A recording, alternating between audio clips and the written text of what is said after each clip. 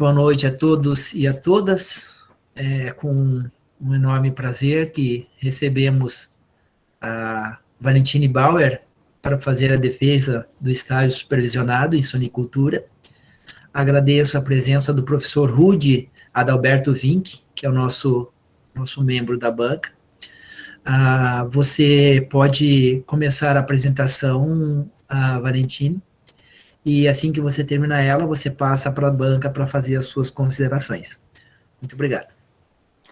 Bom, boa noite, meu nome é Valentine. Primeiro eu quero dar meus cumprimentos à banca e a todos aqui presentes. E agora eu vou dar início à minha defesa de estágio supervisionado, que realizei na área de suinocultura, na Granja São Roque, localizado na cidade de Timbé do Sul, Santa Catarina, sob supervisão do técnico em agropecuária Rafael Fel. Bom, para introduzir o assunto, eu vou falar um pouco da carne suína a nível mundial, que é uma das proteínas mais produzidas e consumidas, mesmo tendo restrições religiosas em algumas culturas. A China se destaca como maior produtor, com participação de 51% no mercado, e também como maior consumidor, pois cada habitante consome 38,4 quilos da carne por ano. Essa demanda da China por carne de porco representa metade do consumo mundial. A importância da suinocultura para a China teve uma escassez no ano de 2019 e 2020 devido à peste suína africana, que acabou forçando a outros países a aumentarem suas exportações devido a essa grande demanda de consumo que a China possui.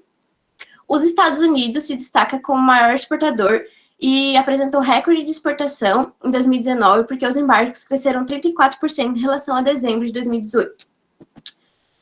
O Brasil, ele é o quarto maior exportador mundial da carne de porco. As exportações somaram 997,66 milhões de dólares de janeiro a setembro de 2019, o que representa um crescimento de 30%.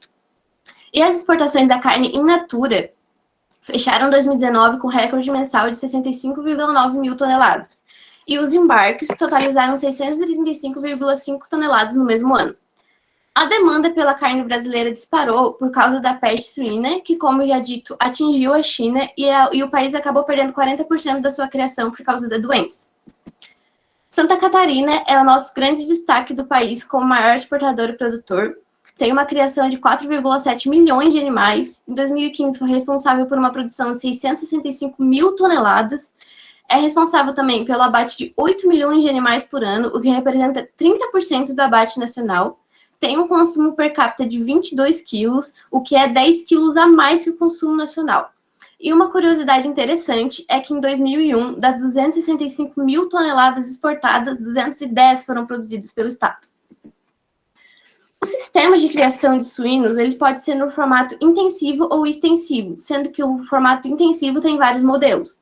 O confinamento de alta tecnologia, que o manejo é altamente especializado, com níveis de nutrição e sanitários usando tecnologia de ponta, porém tem a desvantagem de ter um alto custo produtivo. O confinamento tradicional, em que os animais são produzidos em alta concentração, recebem a atenção que precisam, mas por ser um sistema mais econômico e menos especializado, abre brechas para erro de manejo. O semi-confinado, algumas fases ocorrem em piquetes, como pré-gestação, gestação, machos reprodutores e aleitamento, e outras são confinadas, como a recria e o acabamento. O sistema de confinamento diminui a vida útil das matrizes, porque os animais engordam e a eficiência reprodutora cai, sendo necessário raças altamente especializadas e também que todas as fases ocorram com balanceamento perfeito da alimentação. Esse sistema exige mão de obra especializada.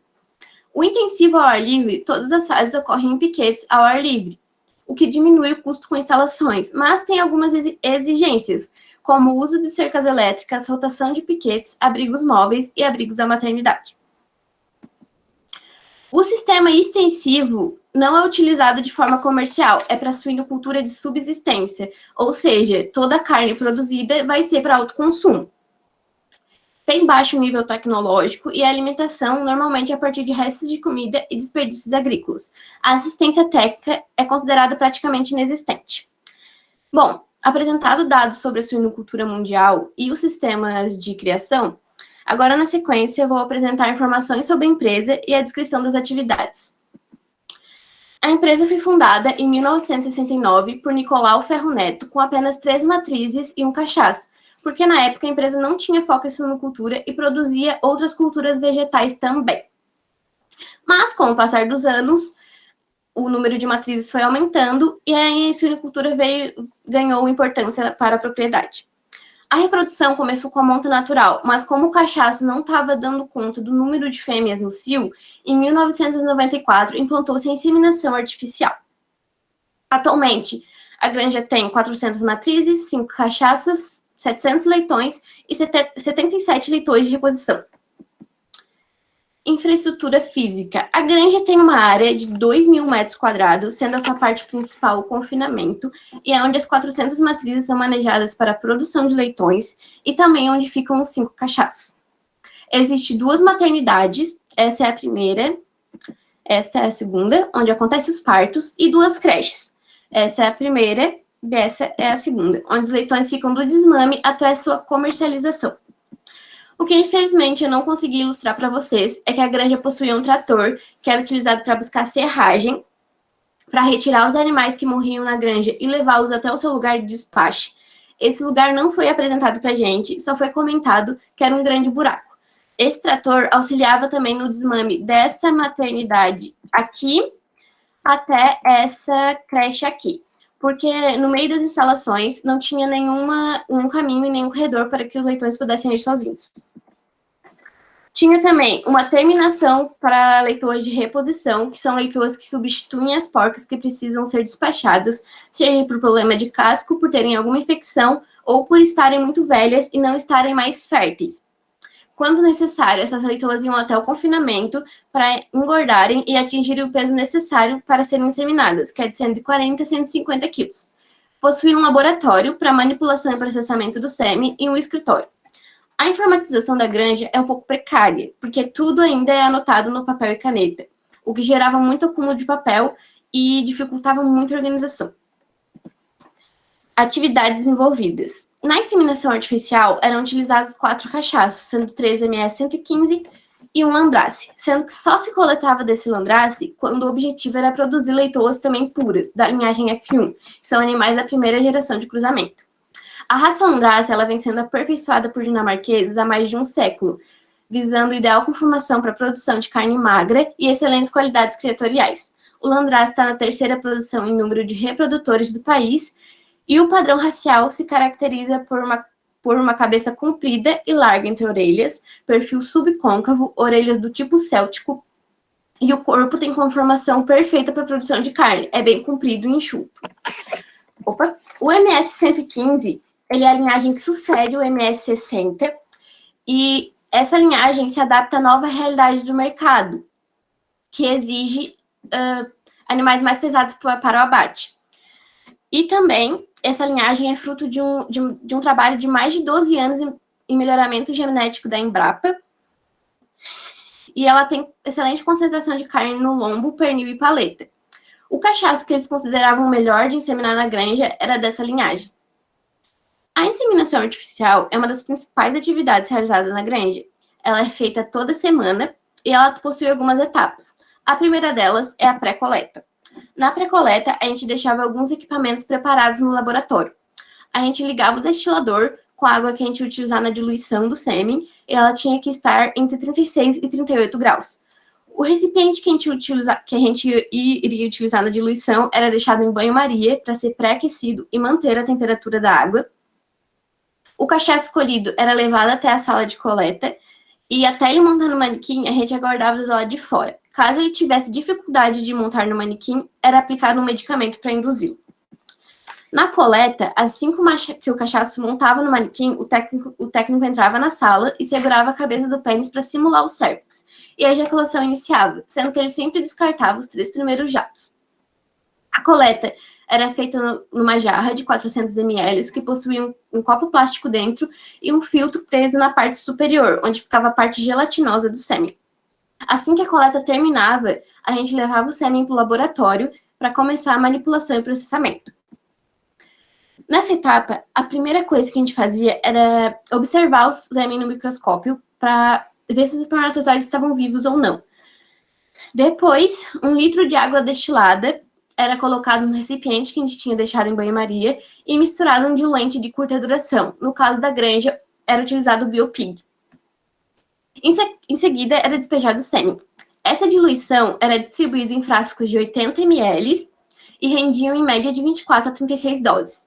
Algumas dessas doses iam direto para a inseminação e outras iam para a geladeira, onde ficavam submetidas a uma temperatura de 15 a 18 graus e, por conta do diluente, podiam ser usadas em até 72 horas. Na inseminação, antes de começar a inseminar de fato, a gente levava um cachaço no local de inseminação para estimular as fêmeas sexualmente. E também lavava suas partes genitais. Depois, a gente retirava essa embalagem da pipeta, abríamos os lábios vulvares e introduzíamos a pipeta de baixo para cima, formando um ângulo de 45 graus, até sentir que ela ficou presa no cérvix. Depois, a gente pegava uma dose de sêmen e encaixava na pipeta. A inseminação, ela tem que ser feita com calma e durar cerca de 3 a 5 minutos, para evitar vazamentos. A pipeta fica introduzida de 20 a 30 minutos e a inseminação é feita 3 vezes, ou seja, são 3 doses inseminadas em 3 momentos diferentes. Então, se a gente inseminava na segunda de manhã, inseminava também na segunda de tarde e na terça de manhã. Feitas essas 3 inseminações, a gente conduzia as porcas até o confinamento, onde ficavam durante toda a gestação. Para identificar as porcas prenhas, é necessário fazer uma ficha de cada porca a partir do seu número de moça. Quando eu estava estagiando, quase todas as porcas já tinham a sua própria ficha, então foi muito raro quando eu tive que fazer uma delas. Para fazer a previsão do parto, no primeiro dia de inseminação, a gente lia a amostra das porcas inseminadas e ia para o escritório procurar a ficha que correspondia ao seu número. Nessa ficha era colocado a data da primeira inseminação e a data da previsão do parto. Essa previsão a gente conseguia fazer a partir da informação que a gestação de uma porca dura 3 meses, 3 semanas e 3 dias, e a partir de uma tabela que a empresa usava como base. E uns 5 dias antes dessa previsão, a gente conduzia as porcas até a maternidade, e com o ambiente mais próprio, a gente começava a observar os sinais de aproximação do parto. Na granja, os partos não eram acompanhados e as porcas eram viciadas em ocitocina, ou seja, assim que elas entravam em trabalho de parto, essa ocitocina era aplicada. O que acontecia de, às vezes, as porcas entrarem em trabalho de parto de madrugada, não conseguirem fazer o parto sozinhas pela falta da ocitocina, os leitões ficarem entalados e elas virem a óbito. Durante toda a gestação, os leitões não recebem quase nenhum tipo de proteção, e os anticorpos são passados por meio do colostro. O colostro é o primeiro leite, ele é rico em nutrientes, e é muito importante os leitões mamarem esse primeiro leite durante as primeiras horas de vida para terem um bom desenvolvimento e evitar infecções. E também, durante os primeiros dias de vida, os leitões não têm mecanismos eficientes para controle de temperatura corporal, o que deixa eles muito sensíveis a temperaturas ambientais baixas, por isso o fornecimento de calor é importante. Na granja, era utilizado lâmpada de aquecimento e também colocado um pouco de serragem na baia para tirar a umidade. E algumas horas depois do nascimento dos leitões, era feito o corte dos dentes, do rabo e a moça. E também dado uma vitamina para evitar a diarreia. Caso os leitões já estivessem com diarreia, era dado um medicamento de forma intramuscular, o Enroflex. Os leitões, eles possuem 8 dentes, e o corte era feito com um alicate rente à gengiva, sem poder deixar nenhuma ponta. É optado por essa prática porque os leitões mordem os dedos das porcas, causando arranhões e cortes. Então, para não prejudicar ambos, é optado pelo corte dos dentes. A moça era feita com um moçador, que é tipo um alicate em forma de triângulo, e no caso da granja, é feito 2 cortezinhos na parte inferior da orelha, representando o número 11. O corte do rabo é feito com alicate cauterizador. A granja optava por esse alicate por causa que ele facilita a cicatrização. É deixado apenas 2 dedos do rabo do animal e essa prática previne o canibalismo entre eles. 3 dias após o nascimento dos leitões, é feita a castração e a aplicação de ferro na granja. A gente retirava todos os leitões de uma determinada baia e colocava num tipo de cesto. A gente começava pela aplicação de ferro nas fêmeas. É dado 3 ml de ferro para cada leitão. Nos machos, a gente começava pela castração. Com o dedo indicador, a gente pressionava um pouco atrás dos testículos, com a intenção deles ficarem mais salientes, e facilitar o corte. É feito 2 cortes na vertical com o bisturi. Feitos esses cortes, a gente apertava com o dedo que estava atrás dos testículos, com a intenção deles saírem para fora e facilitarem a retirada com a tesoura cirúrgica. Feita a castração, a gente aplicava ferro nos machos também e devolvia eles para a baia. Existia os leitões rendidos, que era caso a gente deixasse o corte que a gente fez aberto, as tripas do animal iam sair para fora e eles iam acabar vindo a óbito. O desmame é feito 30 dias após o nascimento dos leitões e junto era feita a vacina de 2 doenças, a doença de Glasser e a circovírus. Feitas essas 2 vacinas, a gente conduzia os leitões até a creche. O sistema de produção intensivo, ele requer uma observação com cuidados na detecção de doenças e anomalias que podem afetar na lucratividade da granja. A seguir, será comentado práticas de controle, detecção e prevenção da sanidade animal. Prevenção da doença de Glasser. A doença de Glasser é causada por uma bactéria, a Haemophilus parasius, e foi descoberta em 1910. Fica presente no trato respiratório do suíno, habitando o corneto nasal, a tonsila, a traqueia e o pulmão, e também provoca alta mortalidade em suínos no período da creche. A principal via de transmissão é o contato animal com animal, e ela é bem frequente entre a 5ª e 8ª semana de vida. Os principais sintomas são febre alta, inchaço, dor nas articulações, perda do apetite, emagrecimento e relutância ao levantar. A vacinação das matrizes deve ser feita no 90º dia de gestação para que no parto ela esteja no pico de anticorpos, e dos leitões deve ser feito no desmame, como já comentado. Circovirose é causada por um vírus, foi diagnosticada pela primeira vez em 1990 no Canadá, e é um vírus que ataca o sistema imunológico do suíno, e acaba facilitando a entrada de outras enfermidades. Atinge suínos principalmente no período da creche, e os sintomas são retardo do crescimento, perda do apetite, emagrecimento progressivo, diarreia crônica, anemia, coloração amarela na pele e nos olhos, podendo evoluir para a morte. A principal via de transmissão é a oronasal. Os fetos mumificados têm a vida interrompida entre o 35º e o 90º dia de gestação, mas por ser um processo asséptico, ou seja, isento de germes, permite a continuação da gestação. O processo de mumificação começa 6 dias após a morte, devido à autólise, que é a autodestruição das células, e desidratação. A mumificação ela pode ser consequência de infecções virais. Eczema é uma dermatite atópica que causa uma reação alérgica, que no caso da granja é consequência do calor, e gera sintomas como vermelhidão, descamação, coceira e bolhas pelo corpo. Na granja foi tratado com 13 ml de D500 e 5 ml de Vetrimoxin. A granja tinha um processo de higienização bem simples. Diariamente era raspado o excesso de fezes das porcas e em direção às calhas, e essas calhas eram limpadas 2 vezes por semana e as fezes iam para a esterqueira. Também, diariamente, era varrido os corredores e durante todo o período de estágio, a gente passou cal em todos os setores da granja. Bom, a produção de carne suína no mundo é muito importante e também muito expressiva. Temos o destaque do Brasil na 4ª colocação em número de exportadores e o grande destaque de Santa Catarina no nosso país como maior produtor e exportador. Com o estágio, eu pude observar quase todas as práticas e etapas de produção, que contribuíram sim para o meu aprendizado, porém, eu sugiro que a granja faça um investimento nas suas instalações e também na informatização, para cada vez gerar mais lucros. Bom, mesmo não tendo interesse em seguir na área, a experiência do estágio ela foi ótima e, na minha opinião, uma das mais importantes, justamente para a gente conseguir aplicar os nossos conhecimentos e perceber a importância do período escolar. Apresentação das referências, e agora eu passo a palavra para a banca. Muito obrigado, Valentine. Eu passo a palavra para o professor Rudy para fazer as suas considerações.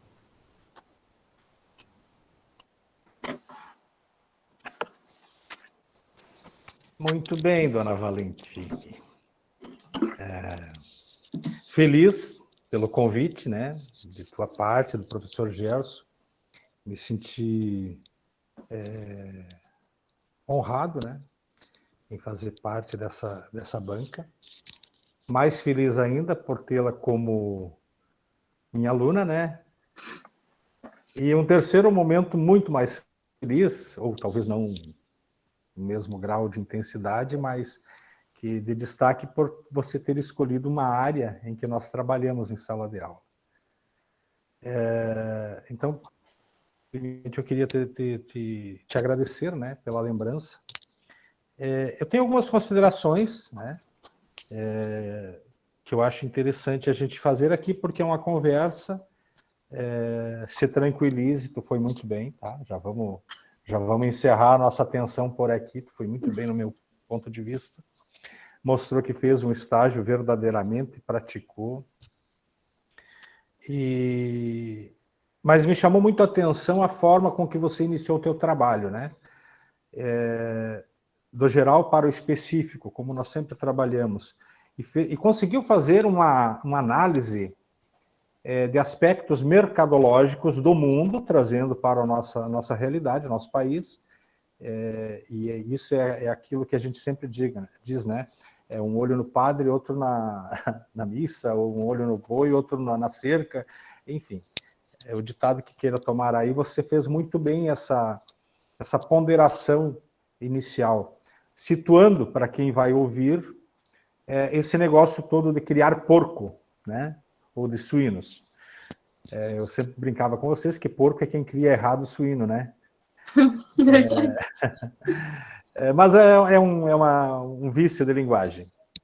Então eu fiquei muito feliz por você ter feito essa análise, mesmo que rápida, mas muito precisa dos aspectos mercadológicos e do sistema de produção, né? E isso, com certeza, a gente teve uma pequena, que seja que, mas foi uma participação também em sala de aula. Quanto à questão técnica, o que mais me chamou a atenção ali foi, por tua conta e risco, o termo que tu utilizou para as porcas, as matrizes, com excesso de hormônio, né? Então, você usou um termo, as porcas ficam viciadas. E em síntese, é isso mesmo. E por isso, tanto que a gente batia, se usa quando se precisa, Sim. quando há necessidade. Aí tem o olhar muito criterioso do técnico, e a gente batia muito firme nessa, que a holística, a observação, o cheiro, o comportamento do animal, tudo é matéria-prima para a nossa análise e tomada de decisão. Que a teoria diz uma coisa, mas na prática é totalmente outra. Então, quero te dar os parabéns já, que tu foi meio na canela, mas deu, e realmente, deixa o animal viciado, ele perde a natureza, perde né, a resposta natural do organismo e acaba acontecendo essas fatalidades, o que é prejuízo. Além de ser prejuízo, digamos assim, é desumano, né? Até chegar num ponto e perder um animal no momento do parto, perder toda uma leitegada. Quanto às perguntas, e para encerrar minha fala, 1, 2, 3, 4, 5, 6, 7, 8, 9, 10. Estou brincando. Ai, que Deus. Relaxa, tem, mas eu tenho algumas sim. É muito simples e muito de caráter muito amistoso. Me permita te dizer, te chamar de amiga, o que te levou a você tomar a decisão em fazer estágio em suinocultura? Bom, foi porque, assim, eu não entrei na escola pelo técnico, eu entrei pelo ensino médio. Então, no primeiro ano, eu não tive nenhuma matéria, assim, que me chamou a atenção mesmo para fazer estágio. Aí, no segundo ano, vou ser bem sincera, eu estudava, assim, com as coisas técnico obrigada. Aí, no segundo ano, tem umas matérias do técnico que também envolviam muito cálculo, só que teve suinocultura que me chamou muita atenção. Eu gostava mesmo, foi uma coisa, sei lá, me tocou assim, sabe? E também o professor levou a gente para observar castração, levou a gente para observar o desmame, para dar vacina, e também eu fiquei curiosa de saber mais e praticar tudo isso, porque acabou que na aula, né, a gente não conseguia, na turma inteira não conseguia fazer o que o professor dava pra gente observar, assim. Aí foi uma coisa que eu quis fazer, porque era uma matéria que eu entendia, que era uma coisa que eu gostava, que em época de prova eu não precisava estudar tanto, porque eu já sabia. Aí foi por isso. Muito bem. Obrigado pela resposta, viu? Me senti contemplado. Mas vamos falar ainda de técnicas. Desfrute médio ou média de leitões desmamados. Então, dentro desse caráter todo de observação, de não decoreba, e sim aprendendo a fazer, fazendo e observando, mesmo com as limitações que nós temos legais hoje, de bem-estar, de restrições de saúde, as questões sanitárias, não é só porque o professor não quer, às vezes não dá porque a lei não permite, né? Ou é uma atribuição de uma profissão que está um pouco num grau mais elevado, como é o caso de veterinários ou tecnista. Então, no nível médio, nós temos que nos limitar às atribuições do técnico. Mas uma coisa que provavelmente você deve ter observado ali, já que isso é uma característica muito tua, a observação, qual era a média de leitões em si de desmame lá, o desfrute médio e dos leitões? Desculpa, professor, mas que eram vendidos ou Não, por porca. mesmo? Por porca. Uma média, em média, quantos leitões cada porca levava até o desmame? Que uma coisa é a taxa de natalidade, né? Sim. E outra é a taxa de profilaxia que a gente, né, desenvolvia aí de desmame. Era de uns 8, 10 leitões. O máximo que a gente viu foi 13. Mas é boa a média, né? Boa média. Sabe que nacionalmente nós temos uma média de 6 a 8, né? Então é uma granja tecnicamente estruturada, já você está nesses níveis. A tua vivência enquanto estágio, eu não atiro pedra em árvore que não dá fruta, tu sabe disso, né, Valentina? Então eu estou conversando com você. Mas é importante a gente ter esse feedback para poder também melhorar cada vez mais a nossa instituição, né, e levar esse retorno. Dos conteúdos em sala de aula, vamos chamar teóricos, dadas as limitações que é inerente à situação. Serviu esses conteúdos teóricos para a tua vivência de estágio e a prática lá na fazenda, lá na granja? Nossa, serviu demais.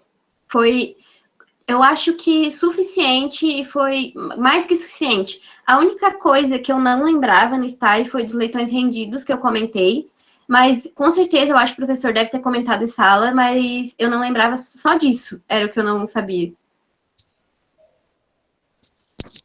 Tá me deixando sem jeito já, tá? Com essas respostas. Estou ficando vaidoso. O tempo de estágio e a época do estágio, no teu entendimento, como uma profissional agora, foi suficiente? A época é a mais indicada?